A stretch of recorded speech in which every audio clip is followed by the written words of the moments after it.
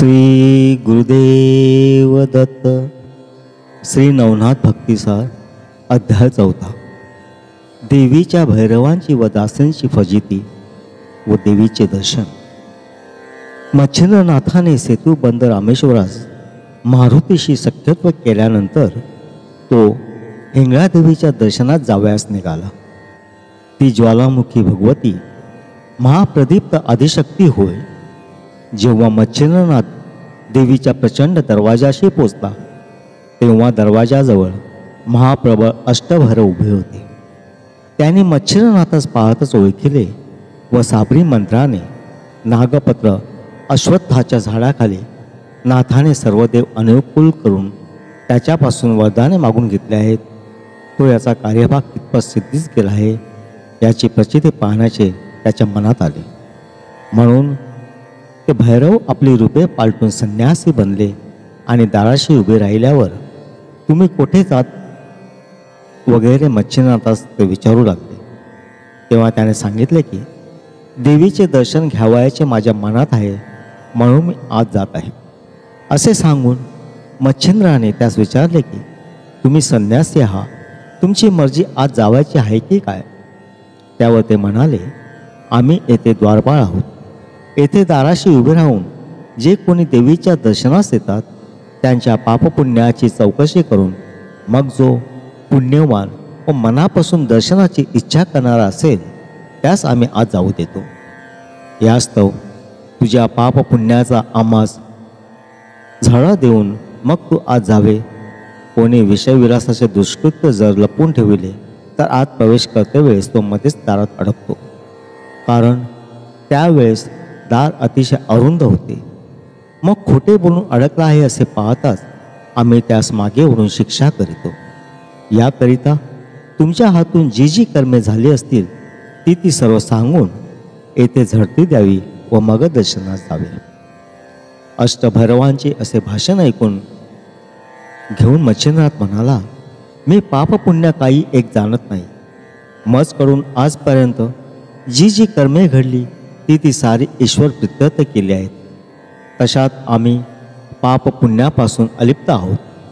हे भाषण ऐकून ते संन्यासरूपी अष्टभैरव चकित झाले व म्हणाले, जन्मास आल्यानंतर तू केलेली कामे लपून ठेवलीस तर येथे तुझा निभा लागायचा नाही. मार खाऊन परत जावे लागेल. ह्याकरिता काही वाईट असेल ते सांगून आज जावे, म्हणजे अंबाबाई कृपा करेल व तुला दर्शन देईल.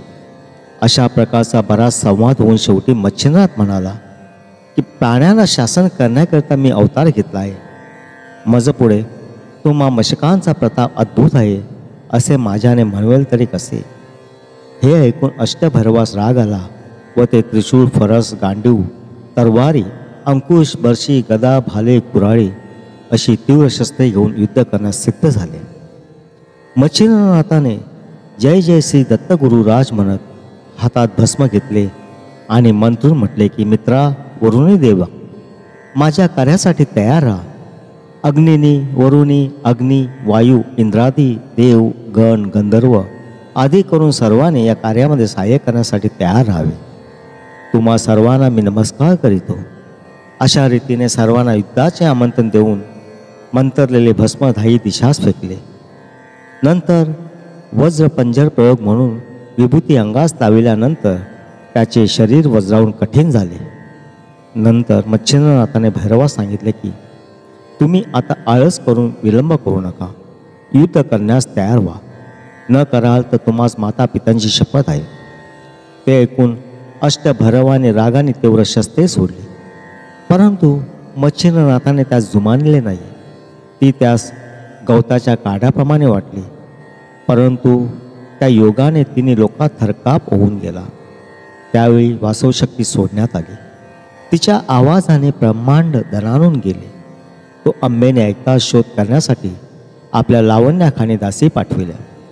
त्यांनी हा प्रलय पाहिल्यानंतर दुसरा असंख्य दासी मदतीस आणून शस्त्रास्त्रांचा मजबूत मारा चालू केला.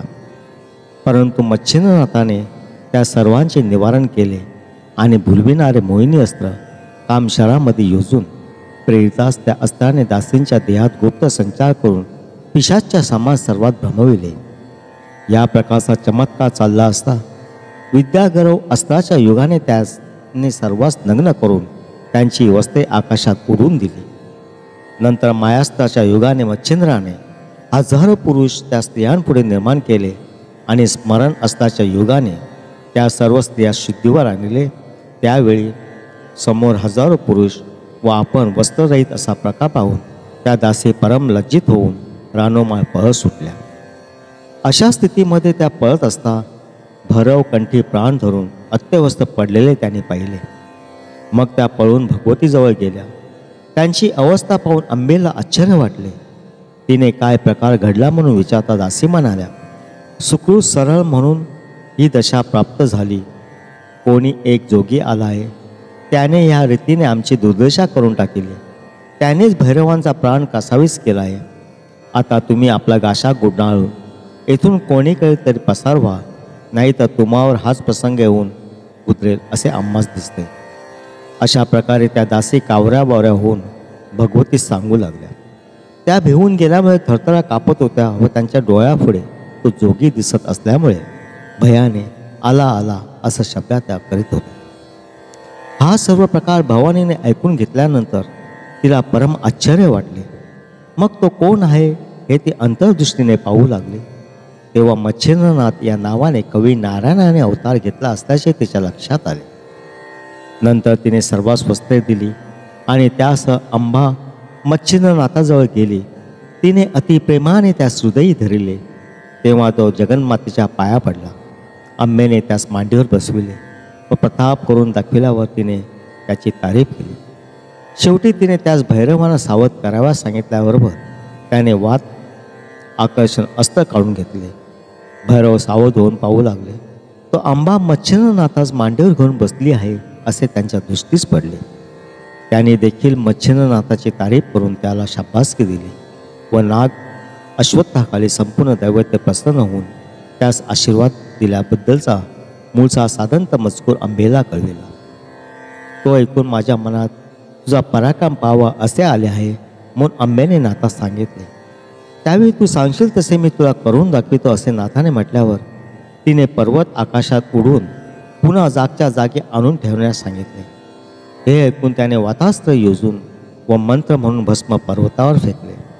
तेव्हा पर्वत आकाशात भ्रमण करू लागला. मग तिने त्याची पाठ ठोपटून वाखाणे केली आणि पर्वत उतरावयास सांगितले. तेव्हा त्याने वायू अस्त्र काढून घेऊन पर्वत जागच्या जागी आणून ठेवले. ते पाहून अंबेस संतोष वाटला. मग नाथास घेऊन अंबा आपल्या स्थानास गेले. नाथ तेथे त्रिरात्र राहिले.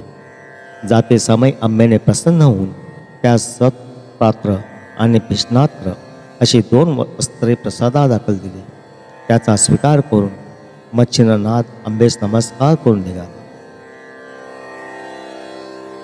श्री गुरुदेव दत्त.